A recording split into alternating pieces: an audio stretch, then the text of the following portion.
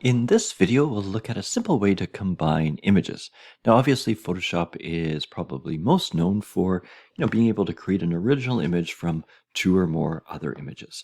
We're not going to sort of do this cat jaws at the moment, cat shark, but this is sort of part of the idea, right? That with Photoshop, you can sort of combine, mix and match different images there. This one's going to be pretty straightforward. What we're going to do is we're going to take four or three images, I guess, maybe spring-like images perhaps here, and then spring showers bring April showers bring May flowers, right?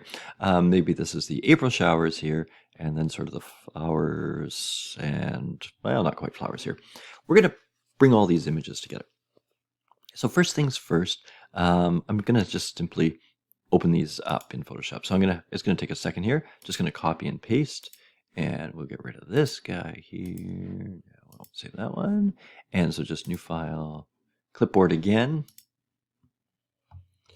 And then we can, use our tabs here. I'm gonna do a new one again. I'm gonna go back into, notebook. And so obviously these can be different sizes. One thing you can do, oops, that was interesting. Let me get rid of that first. I think the problem there was I didn't do new until I had that. So this is actually a much smaller image. Control V. Okay, so wait till you get the image before you create that new file. That was my fault there.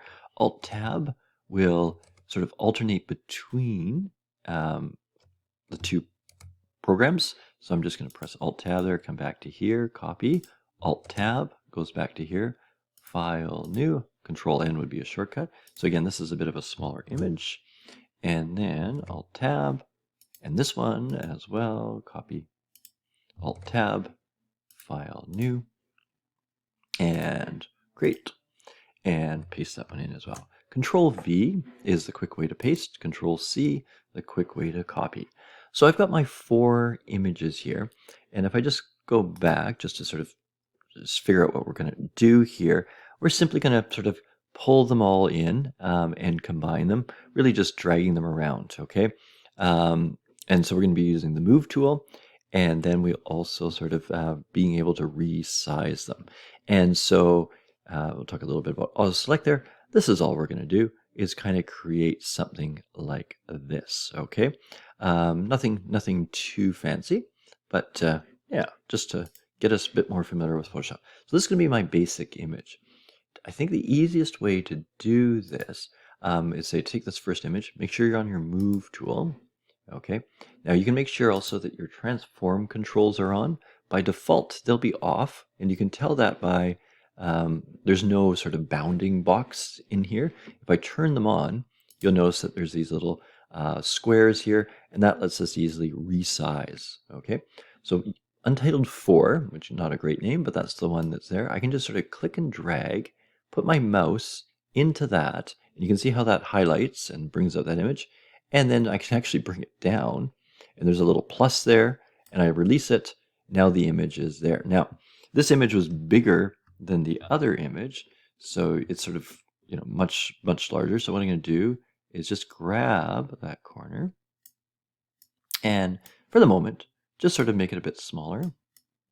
We'll crop it as well here. So just sort of getting a little bit smaller. So just grab those corners. What you might notice is that the image could be a little bit blurry.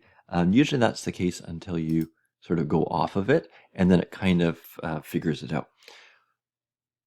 I mean, it's not as easy as it looks, what Photoshop is doing here, just resizing, because what happens is you've got pixels, right? Those little boxes that make up the image, and each box, right, as I zoom in on here, each of those boxes represent a single color, right? So as I zoom in as much as I can, each of these boxes can only be a single color. So as you resize the image, even when you make it smaller, you've got more pixels than you need, and the computer has to kind of figure out which pixels can it get rid of, and therefore you're losing a little bit of information, and yeah, it's not the easiest thing for the computer to do. So that's why you'll see that little bit of a pause there. But yeah, we've got that one image in. Let's do the same thing for the others. So we did for number 1, so I'm going to go to number 2. These ones are going to be much smaller. So I'm just going to drag and drag it up to 4, and then I can drag it in. So that's good. And we'll just sort of leave it for the moment. And same thing. So just make sure you're on the move tool still. Click, drag it up to here, and then drag it in. And then we've got it here. Okay, so I'm just going to rearrange these ones. I think what I might do is just crop this one down a bit, although I do want to keep it as a square, I think. Let me just see, actually. I might just keep it like that. I won't introduce cropping in the moment. Whoops. Obviously, if you make a little mistake there, Control Z or Z will undo. Okay, and so you can see at the moment I've got that rotation on, which is a little surprising because usually as I move it away, it doesn't. There we go, far enough away. There it is. And then I'm going to do the same thing here. And you can see the pink lines too. Those are smart guides that are helping me out. And like I said, I'm just trying to layer this up. I don't know if the smart guide will help me with the sizing. I'm just going to eyeball this for the moment and then do this one as well.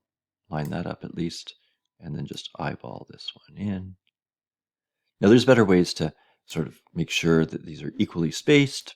I won't worry too much about that. Sometimes it will tell me, and you can see actually that it's 0 pixels from that.